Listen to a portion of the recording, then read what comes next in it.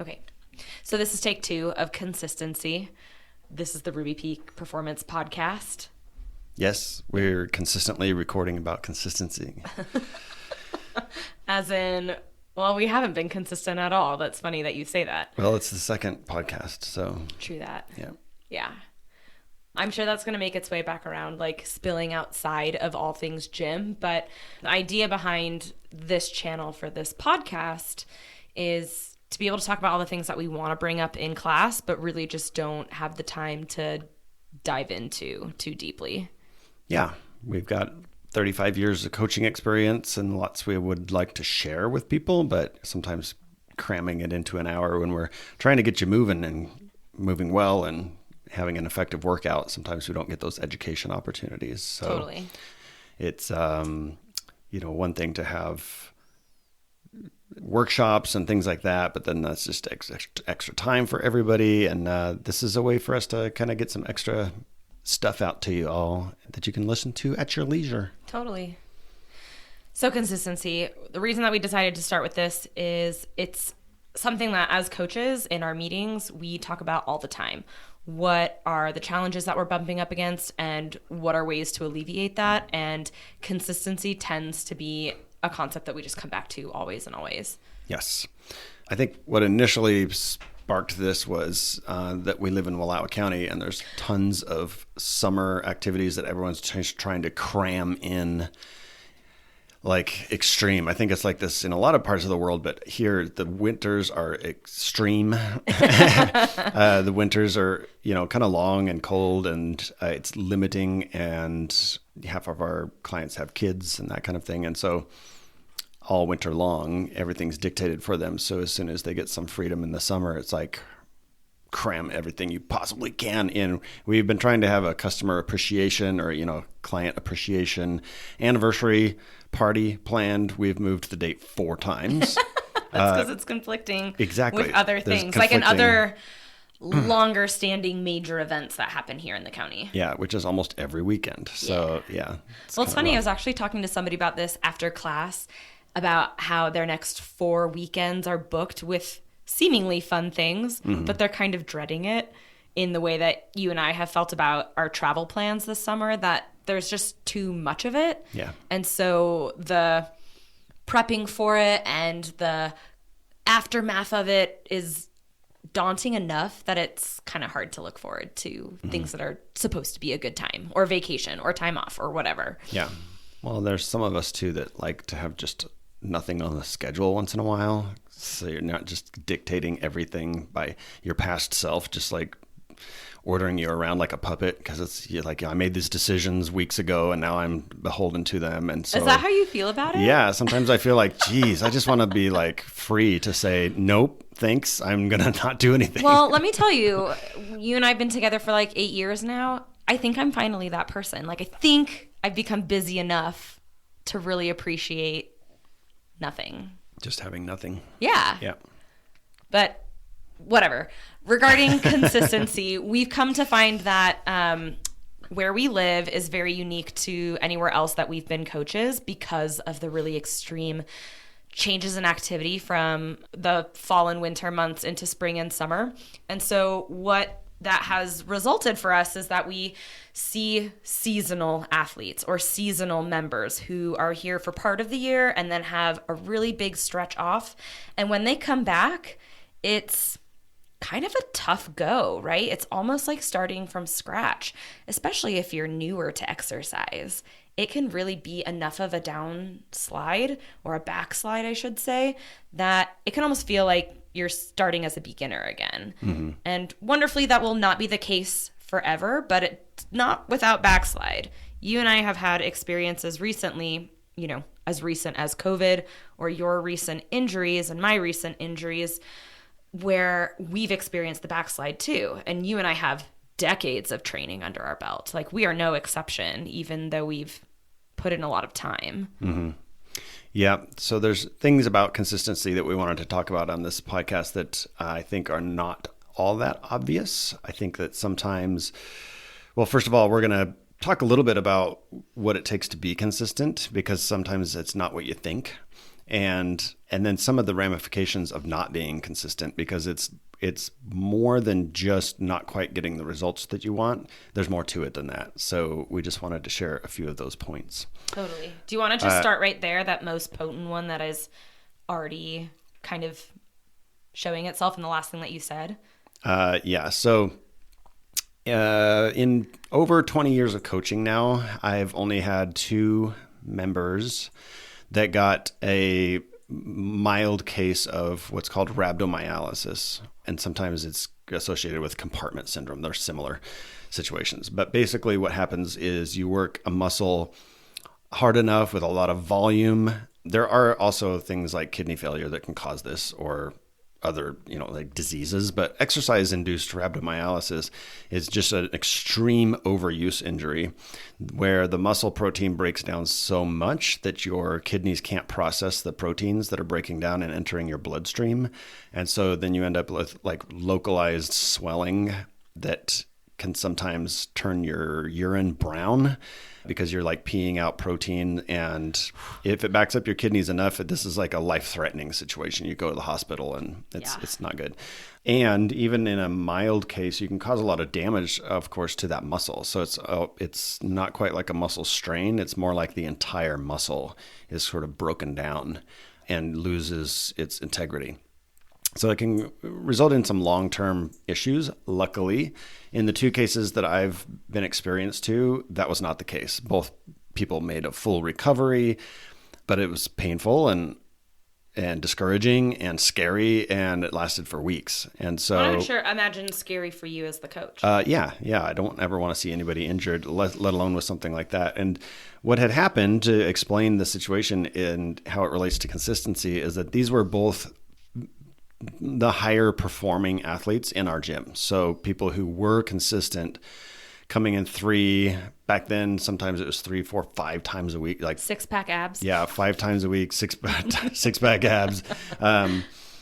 And one person I'm thinking of, she was a gal who, she kind of came in to like lose mommy fat. She had a baby about a year before she started training. She was always just a runner. And then when I exposed her to mixed modality training like CrossFit, she just kind of got addicted to it and was really awesome. Like she had this like gradual ramp up, but within 2 years, she was like one of the fittest people in the gym. And everybody's like, oh, I want to be like Rachel, because she was just like amazing. And go Rachel. Yeah, 6-pack and knocking out like dozens of pull-ups. And she couldn't do 1 pull-up when she first started, and she just, everybody just loved her and her work ethic and her abilities. It was just really fun to watch. Well, she had some work stuff, that life changes, and had been very sporadic for a little while. And then coming in off of a 2 or 3 week gap, and that's all it took, was 2 or 3 weeks. I mean, there was like lower attendance, sporadic training, and then a 3 week, lapse. It snowballed. Yeah, but then she came in and did a workout that she had done in the past and hit it just as hard as she had in the past, but she was not in the same condition that she had been in the past. And so the next day her arms were all swollen like Popeye, and it was just really sad. Yeah, because she'd done a bunch of pull-ups. And so, but that's a testament to the consistency aspect, is that, I heard one coach online. I don't really agree with everything he says, but I thought it was an interesting concept. That who are we talking about? I don't even remember his name, because okay. I don't like most of what he says. But this is like just one little thing that I thought was interesting. That if you take time off, you could double your time that it takes to come back. So if you take 3 weeks off, you're going to take 6 weeks to gradually ramp back up to where you were. It's the breakup rule. It's the like breakup rule, right? Like however long you were with somebody, it's going to take twice as long to get over them, or something like that. Something. Maybe it's supposed to be actually the other way around. Like it takes us half as long. Maybe half as long, hopefully. Depends. Depends on the relationship, perhaps. But yeah, yes. So in summation, consistency is safe. Yes. That's safe training. That's right. Yes. It's interesting to lead with something like safety, because obviously that is our primary job. Yes, we're teaching people how to do things, but we're also very much trying to keep people in a safe and productive mode of training or level of training. And that varies person to person, of course. But I often feel a little crummy about talking about consistency because I feel like it sounds salesy. Like, oh, you got this membership. Like, I'm going to see you every 2 days a week for the rest of your life. Yeah. I don't want it.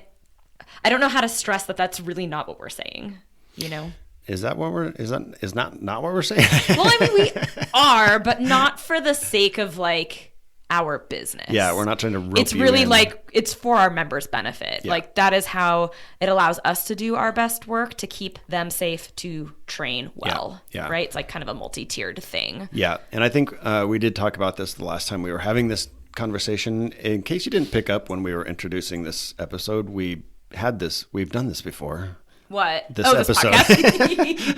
So we had an hour-long podcast on here, and we were feeling great. And it was really good. Back on the horse, and we're like, yeah, we nailed it. And then I went in to hear the file, and it was like the same 12 seconds looped over and over and over again, compounding on itself. So it sounded like there was 1,000 of us in a room saying the same thing. Not worth listening to, I guess. It was unsalvageable, even with AI. But anyway. Did you try AI? Oh, I tried everything. I tried. No way. Yeah, I gave it an effort. But The anyway, old AI try. What I had mentioned on that podcast that is relevant to what you were just saying, though, is that we've really worked hard to try to align our business success with our client success. So our incentives are aligned. So we do better in business when people are consistent, but that's because we want people to be consistent. We want them to get the effectiveness of their training in a safe manner and see these long-term results. And so we've designed our business with the same incentives. Like, we do better when our clients are consistent, but it's also better for them. So these incentives are aligned. So I don't feel schmarmy about it at all. I feel like we've structured our business so that our incentives match our clients.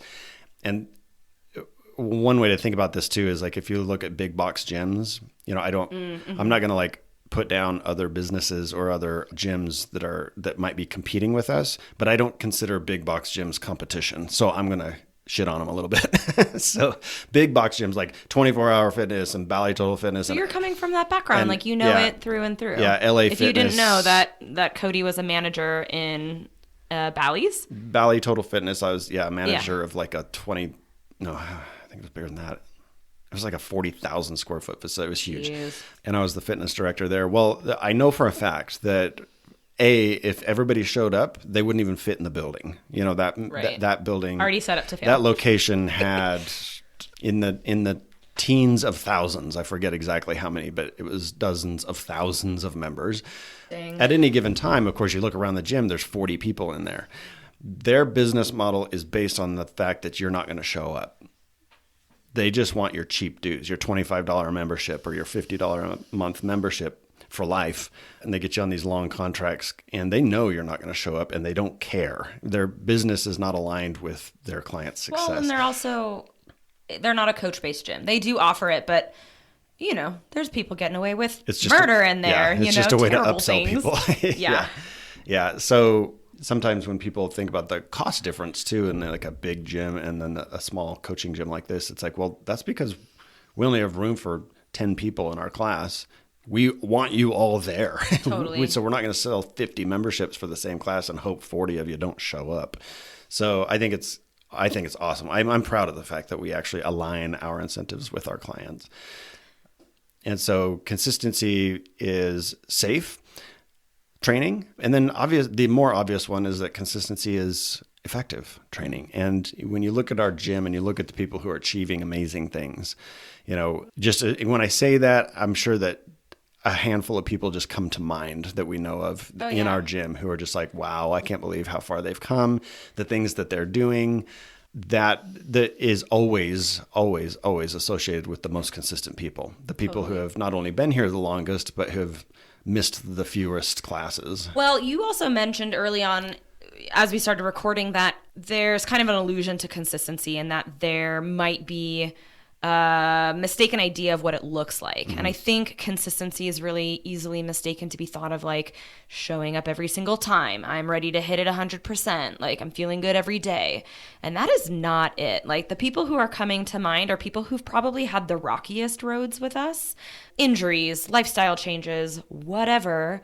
But the fact that they're continuing to circle back and return and return and return, regardless of what their life is throwing at them, that's who sticks out to me, right? You're showing up, right? Like that first consistency rung is just showing up. Yeah. There are more levels beyond that in terms of like how much you're lifting or how intense you are. Like consistency can kind of build on itself, but just showing up and just doing that minimum can go so far. Yeah. And those are the people who come to mind who have really accomplished amazing things with us. Yeah. And I don't know who to give credit to this to. It's something we've talked about so often. I forget where we learned it, but that sometimes, if 50% is all you have to give, but you give 50%, if that was all you had to give, then you gave 100% that day, right? So I think I know where that came from. I think that's a Brene Brown thing. Okay. She had talked about that as like a relationship, like showing up for your relationship. And you might not be able to show up 100% each day, or maybe each person is responsible for some portion of 100%, right? Similar. Yeah. Something like that. Yeah.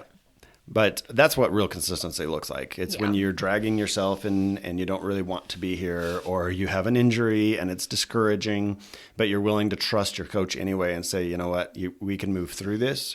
We can work around this. We can modify. We can assign you a different movement.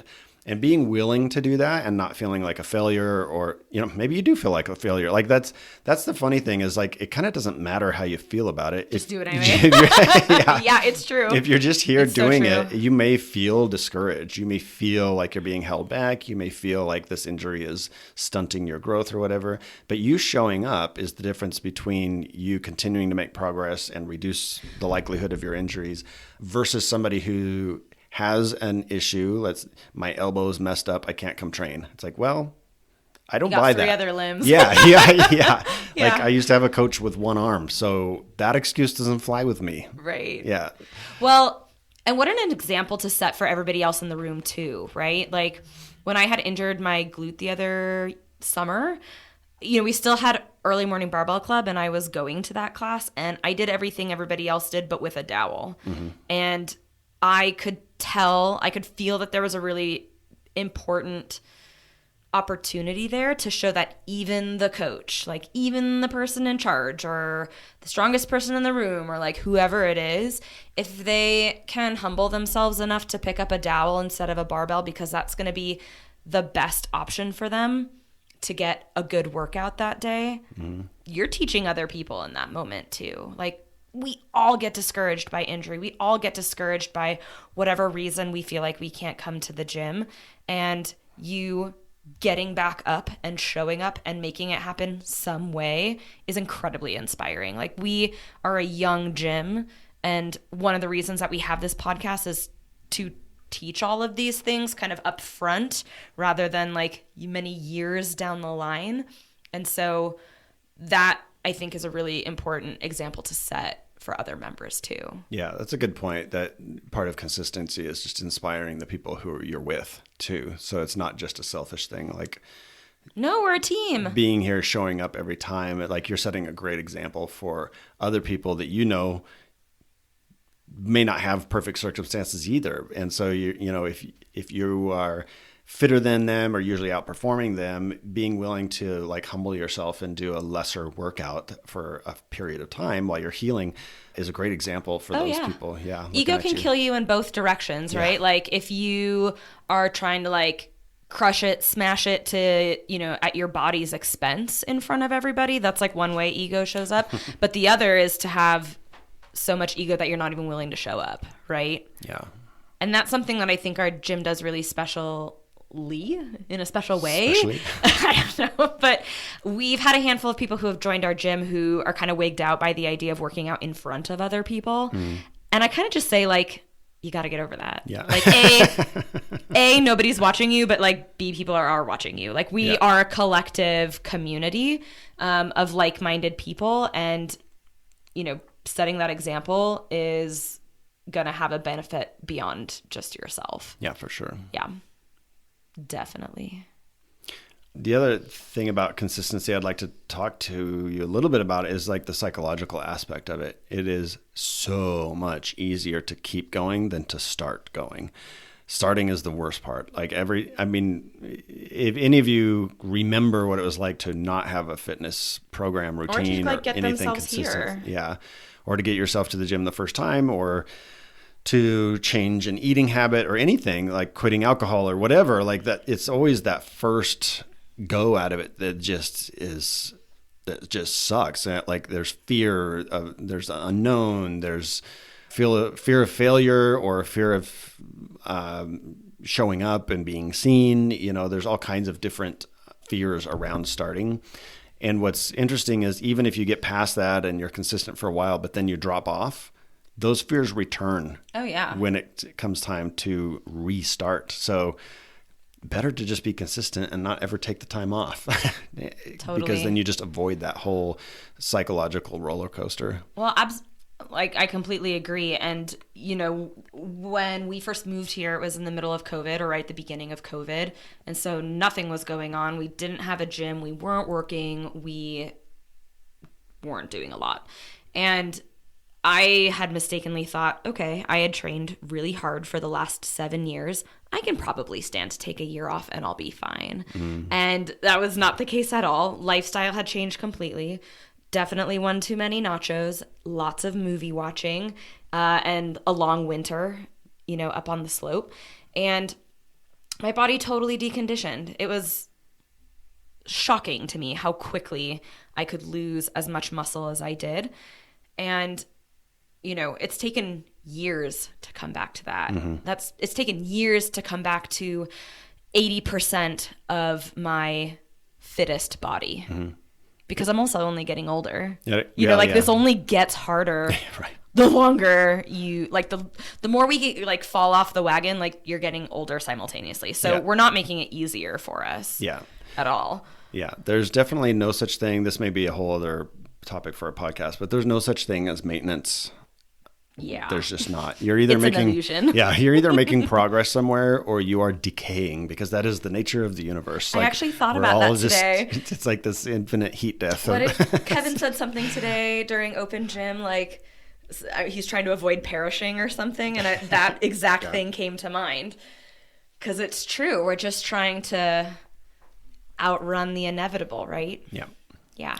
Oh, and something I wanted to say about setbacks and lifestyle change and injuries, those are gonna happen. Expect it to happen. Let's just throw that out there right now. Mm-hmm. There are gonna be setbacks to your training. No one has just the up and up trajectory, not even Olivia Reeves, right? From a distance, it looks like she's just on this upward trajectory forever, and there's just no ceiling in sight. Look her up if you haven't heard of her. She's an incredible young weightlifter who's just rocking the world. But even she would have setbacks. Everybody has an off day. Everybody has a meeting that comes up. Everybody has family emergencies. Everybody has injuries.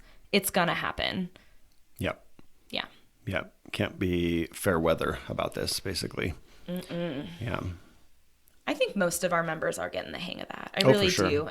It's a lot of returning conversations, and we don't get to have those conversations with everyone. You and I, it's you and me and 100 members, mm-hmm. which is amazing. And this is exactly why we have the podcast. We want to be able to talk to you almost like we're talking one-on-one. But I just also want to kind of plug in here that remember, you have the opportunity to meet with your coach whenever you need to, right? We have progress reviews that you can schedule at any time, given the schedule works. But we want you to have access to us so that we can help you through these challenges that I mentioned are inevitably going to happen. And how do we stay on track? How do we make adjustments for what your life realistically allows? Yeah. Yeah. And that's a moving target. That changes all the effing time. Oh, yeah. Yeah, where you're going is always going to be a moving target. Yeah. We can only hope for a sort of directionally correct trajectory, and make adjustments as we go. And that's what real consistency is. It's not doing the same thing over and over. I think that's where the misnomer comes from, is like consistency is doing the same thing over and over and over. No, consistency is being willing to pivot in order to continue to do the thing, rather than letting any deviation trip you up. Yeah, it's trending in the right direction, even if it looks completely differently than you planned. Yep. Yeah. And injuries are going to happen outside the gym. Like, it's not just... They usually do. We're not talking... Yeah, usually. We're not talking about just like exercise-induced injuries. It's like It's like, you're going to be injured. You might as well also be fit. You know what's funny is when we were coaching in the city, pickup basketball was like the worst. Yep. Like, members of mine who would play pickup basketball always wrecked themselves. And pickup basketball is not a thing here, which I'm okay with, for one. But you know what it is? Mm-hmm. Shoveling snow. Gardening. Like, there are these, like, things going on the weekends that, like, don't sound like they're going to be so physically taxing. But, like, people are wrecking themselves out there. Yeah. Just had our sixth gardening injury this year in my classes. No way. Yeah. You're keeping track of those? Oh, yeah. So usually it's back issues or knee issues. Mm-hmm. And in this case, someone got some swollen wrist from pulling weeds too hard. Like, yeah. Oh, no. So careful out there, folks. Yeah. But she came in. Awesome. Yeah. Who needs a wrist? And had a great workout. Yeah. We just worked around it, and it was great. Yeah. While we're on the subject of injuries, too, it's very important to realize that the same mechanisms that help you get fitter from your workouts are at play in healing injuries. So in its broadest sense, a workout actually is a breakdown of your systems somehow. You're either challenging your heart to outpace what it would normally do, your lungs, your lung capacity, you're breaking down muscle tissue, literally microscopic level scarring of your muscles. And it's that trauma, in quotations, that sort of micro trauma that your body is adapting to that makes you stronger, leaner, improves your VO2 max and all those kind of things. Well, that means that the same stimulus of challenging your body and the hormonal response, down to a cellular level of how those cells repair, that's all the same mechanism. So if you're working out while you're injured, you're actually very likely to recover from your injury faster than if you're just taking it easy. Now, I'm not talking about pushing the injury itself. Mm-hmm. You know, like if you have tendonitis in a joint, I'm not going to like tell you to load up that joint and just keep working. That's not what I'm saying. But working around it and having a full body exercise experience and being consistent and trying to improve in other areas and still gaining strength and all those hormonal responses that you get from that training is going to help the injured area. Mm-hmm. So just something to keep in mind when it comes to injuries and whether that's the thing that's holding you back or not. Totally. And I think just what you were saying just makes me think about building momentum as well. I think there's kind of a tendency to feel this kind of starting and stopping when it comes to a lack of consistency. And you get to celebrate the accomplishment of having come in every single time you make that happen. Yeah. Sometimes coming to class isn't the right choice, but I'll say, come to open gym, I'll work with you. Mm-hmm. There's going to be something that we can do to continue to move the needle in the direction that you told us you want to go to when you first sat down. Like, just know that every conversation that we're having with you or encouraging you to come in, it might feel pushy at times, but just know that we're advocating exactly what you asked us for. Yeah. This is what we do best.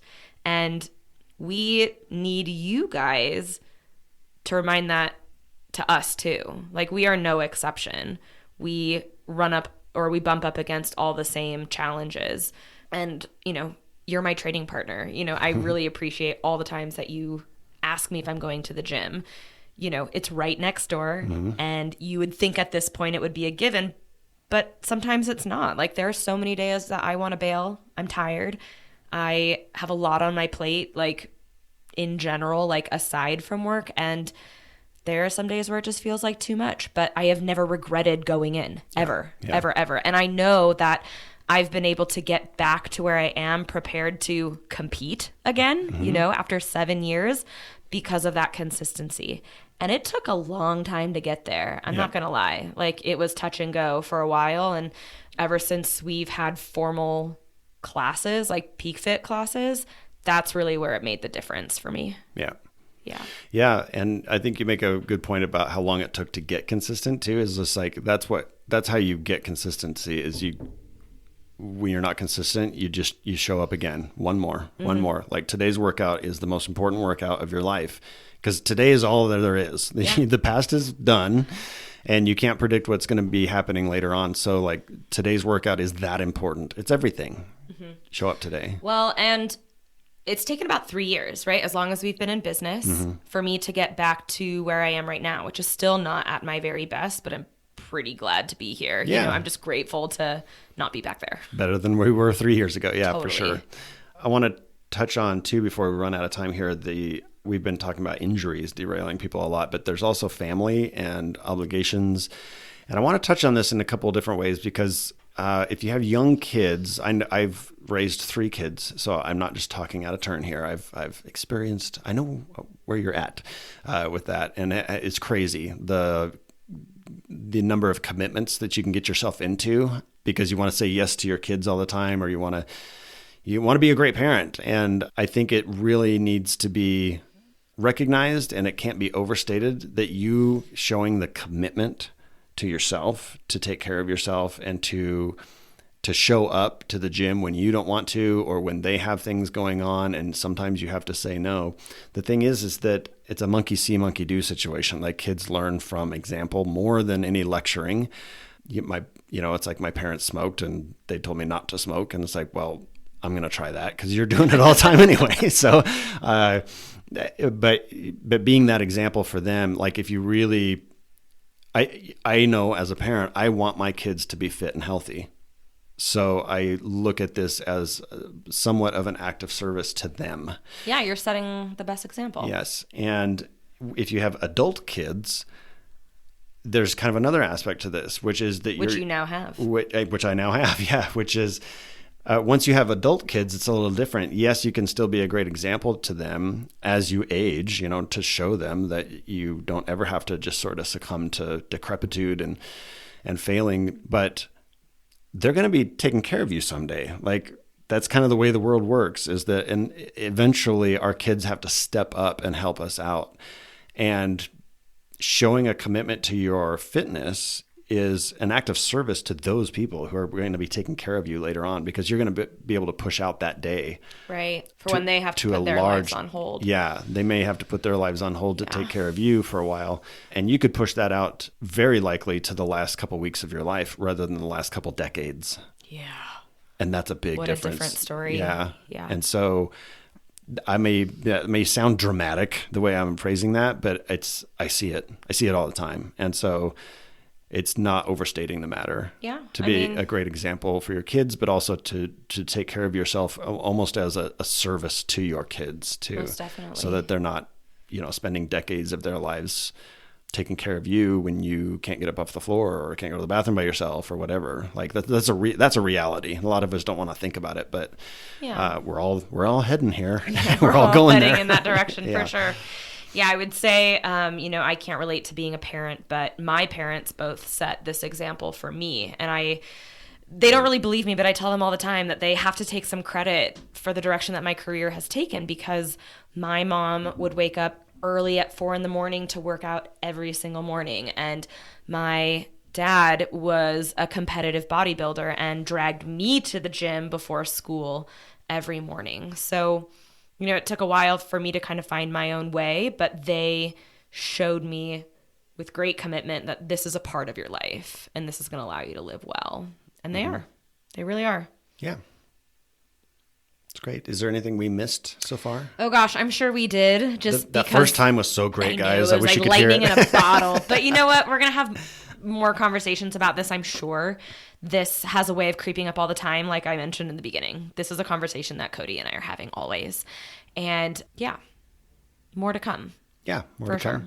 We have lots more to talk to you about. We also have multiple podcasts. So this is the Ruby Peak Performance series. We also have a series that we put out a couple of years ago called The Philosophy of Fitness. Oh, it's been more than a couple of years. A couple can be, okay. So the Philosophy of Fitness, where we talk about the non-fitness related things that fitness concepts carry over to. And it was a really fun series. I don't even think we're done with it yet. Other things keep coming up. Oh, yeah. We've toyed with the idea of writing a book, and that podcast series would be the fodder for that book, kind of a first draft, if you will. But you get to listen in on that.